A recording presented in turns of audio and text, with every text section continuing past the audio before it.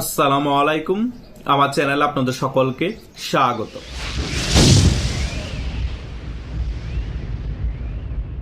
সেনাবাহিনীর মধ্যে হঠাৎ করে এত রদবদল কেন? কিছুদিন আগে কিন্তু সেনাবাহিনীর কিছু গুরুত্বপূর্ণ পদের মধ্যে রদবদল হয়েছে। অনেককে পদোন্নতি দিয়ে ব্রিগেডিয়ার জেনারেল থেকে লেফটেন্যান্ট জেনারেল করেই তাদেরকে গুরুত্বপূর্ণ দায়িত্বে আনা হয়েছে। সিজিএস পদও পরিবর্তন হয়েছে, পিএসও পদও পরিবর্তন হয়েছে, আরো অনেকগুলো পদের মধ্যে পরিবর্তন হয়েছে। আবার গতকালকেও কিন্তু সেনাবাহিনীর কিছু গুরুত্বপূর্ণ জায়গায় রদবদল হয়েছে। Quarter master general, lieutenant general যিনি ফয়জুর রহমান ছিলেন কোয়ার্টার মাস্টার জেনারেল পদটার মধ্যে, তাকে আর রাখা হয়নি, তাকে সরিয়ে দিয়ে নতুন আরেকজন লেফটেন্যান্ট জেনারেল শাহিন ভাইকে ওই পদে আনা হয়েছে। এখন কোয়ার্টার মাস্টার জেনারেল শাহিন ভাই। আমার কথা হচ্ছে, এই সকল গুরুত্বপূর্ণ জায়গার মধ্যে হঠাৎ করে সকল জায়গায় পরিবর্তন কেন করা হচ্ছে? তার মেইন রিজন হচ্ছে, এই সকল গুরুত্বপূর্ণ জায়গার মধ্যে এতদিন ছিল জামাতপন্থী সেনাবাহিনীরা। এদের সাথে কিন্তু আওয়ামী লীগ ক্ষমতা থাকা অবস্থায়ও কিন্তু ডক্টর শফিকুর রহমান এবং জামাতের যিনি জেনারেল সেক্রেটারি আছেন গোলাম পরওয়ার সাহেব, ওনাদের সাথে বিতর্কতভাবে এই সকল সেনাবাহিনীদের যোগাযোগ ছিল। শেখ হাসিনা গোয়েন্দা রিপোর্টে এই সকল তথ্য কি উঠে এসেছিল নাকি ছিল না, সেটা কিন্তু আমাদের কাছে কোনো তথ্য নেই। এই সকল বিষয় কিন্তু বিএনপি ভালো করেই জানে। সে কারণে বিএনপি ক্ষমতায় আসার পরেই কিন্তু যে সকল জামাত ঘেঁষা লেফটেন্যান্ট জেনারেল আছিল খুবই গুরুত্বপূর্ণ পদে, সে সকল পদের রদবদল ঘটিয়ে তাদেরকে সরিয়ে দেওয়া হচ্ছে। এখন শুধু বাকি সেনাবাহিনীর প্রধান ওয়াকারুজ্জামানের পদ। কারণ সেনাবাহিনীর প্রধান ওয়াকারুজ্জামান ছাড়া এখন গুরুত্বপূর্ণ পদ যেগুলো আছে সেগুলা সকল কিছু বিএনপি রদবদল করে পরিবর্তন করে ফেলেছে। এখন সেনাবাহিনীর প্রধান ওয়াকারুজ্জামানকে পরিবর্তন করে ফেললে কিন্তু বিএনপির সেনাবাহিনীর মধ্যে একটি নতুন সেট আপ আসবে। সম্পূর্ণরূপে এই সেট আপটা বিএনপি পন্থী করে ফেলার চেষ্টা করা হবে। কারণ আগের সেট আপটা ছিল সম্পূর্ণরূপে জামাত ঘেঁষা, জামাতপন্থী। আওয়ামী লীগ সরকারের আমলে এরা পদোন্নতি পেল, তারা কিন্তু বিতর্কতভাবে গুপ্তভাবে জামাতের হয়ে কাজ করেছে। এখন বিএনপি কি সেম ভুলটা আবার করতে যাচ্ছে? আমার তো মনে হয় না। বিএনপি সে কারণে আস্তে আস্তে করে গুরুত্বপূর্ণ জায়গা থেকে আগে সকলকে সরিয়ে পরবর্তীতে শেষ পর্যায়ে সেনাবাহিনীর প্রধান ওয়াকারুজ্জামানকে সরিয়ে দিবে। এখন কথা হচ্ছে, সকল পদ থেকে জামাত গেসা যারা লেফটেন্যান্ট জেনারেল ছিল তাদেরকে সরিয়ে দিচ্ছে এবং ওয়াকারুজ্জামানকে সরিয়ে কাকে সেনা প্রদান করা হবে? সকলের মনে কিন্তু এই প্রশ্নটা জেগে আছে। আমার মনেও কিন্তু এই প্রশ্নটা আছে। আমার কথা হচ্ছে, আদৌ কাকে সেনাবাহিনীর প্রদান করা হবে? এই ওয়াকারুজ্জামানকে সরিয়ে।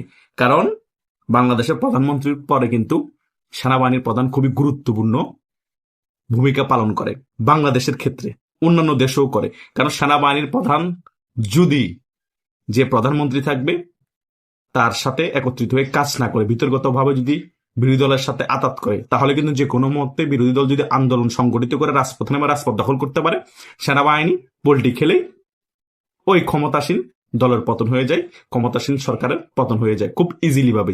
যেমন 5 আগস্ট ওয়াকারুজ্জামান করেছিল, শেখ হাসিনার সাথে 360 অ্যাঙ্গেলে পোল্টি খেয়েছিল, শেখ হাসিনার পতন খুব ইজিলি হয়ে গেছে। তাই সেনাবাহিনীর প্রধান যে পদটা আছে খুবই গুরুত্বপূর্ণ বাংলাদেশের জন্য এবং অন্যান্য দেশের ক্ষেত্র। তাই এখন সেনাবাহিনীর প্রধান কে হতে যাচ্ছে, বিএনপি কাকে করছে, সেটা খুবই গুরুত্বপূর্ণ বিষয় এবং দেখার বিষয়।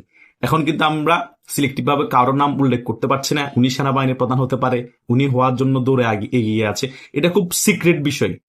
এই সিক্রেট বিষয় কোনোভাবেই ফ্লাশ হবে না, আর ফ্লাশ করারও কোনো সুযোগ নেই।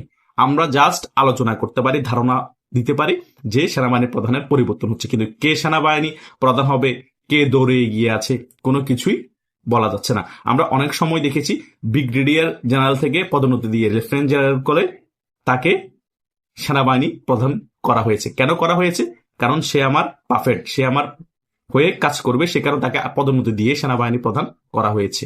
এরকম অনেক নজির দেখেছি। এখন কোনো ব্রিগেডিয়ার জেনারেল যদি বিএনপি পন্থী হয়ে থাকে, তাদেরকে লেফটেন্যান্ট জেনারেল পদে পদোন্নতি দিয়ে এরপর আবার লেফটেন্যান্ট জেনারেল থেকে পদোন্নতি দিয়ে সেনাবাহিনী প্রধানও করা হতে পারে। বাংলাদেশে এরকম নজির আছে।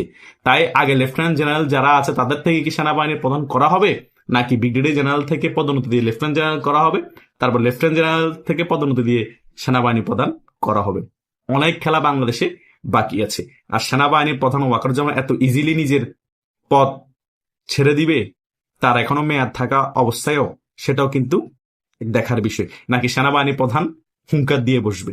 সেনাবাহিনীর প্রধান যদি হুঙ্কার দেয়, সেই হুঙ্কারে কতটুকু কার্যকারিতা হবে সেটাও দেখার বিষয়। নাকি বিএনপির সাথে সেনাবাহিনীর প্রধান আতাত করে তার মেয়াদ পর্যন্ত থেকে যাবে। অনেক প্রশ্ন আছে, এই সকল প্রশ্নের জবাব আমরা কিন্তু এই রোজার পরে সকল কিছু পেয়ে যাব। রাষ্ট্রপতি শাহাবুদ্দিন চুপ্পু কি তার পদে বহাল থাকবে, সেটাও দুধকা দুধ পানিকা পানি করে দিবে বিএনপি। এবং সেনাবাহিনী প্রধান ওয়াকারুজ্জামান কি তার পদে বহাল থাকবে, সেটাও দুধকা দুধ পানিকা পানি করে দিবে বিএনপি। এবং আওয়ামী লীগ কি বাংলাদেশের রাজনীতিতে খুব তাড়াতাড়ি ফিরে আসবে কিনা, আওয়ামী লীগের আগামীর ভবিষ্যৎ কি রাজনীতি, সেটাও ক্লিয়ার হয়ে যাবে। মোটামুটি ঈদের পরে বাংলাদেশের রাজনীতিতে অনেক কিছু পরিবর্তন ঘটবে। সেনাবাহিনীর প্রধানের মধ্যে পরিবর্তন ঘটার সম্ভাবনা আছে বেশি, এবং রাষ্ট্রপতি শাহাবুদ্দিন চুপ্পুও সরে যাওয়ার সম্ভাবনা আছে।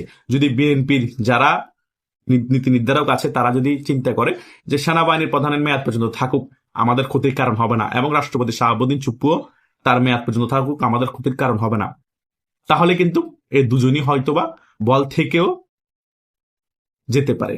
এখন বিএনপি নীতি নির্ধারকের উপর সেটা ডিপেন্ডেন্ট, তারা কি আদৌ ওয়াকারুজ্জামানকে এবং রাষ্ট্রপতি শাহাবুদ্দিন চুপ্পুকে তাদের পদে বহাল রাখবে, এবং বাংলাদেশ আওয়ামী লীগের উপর যে নিষেধাজ্ঞা আছে কার্যক্রমে সেটাও কি তুলে নিবে কিনা। অনেক কিছুই কিন্তু বিএনপিকে সিদ্ধান্ত নিতে হবে ঈদের পরপরই, কারণ বিএনপির কাছে এখন আর বেশি সময় নাই।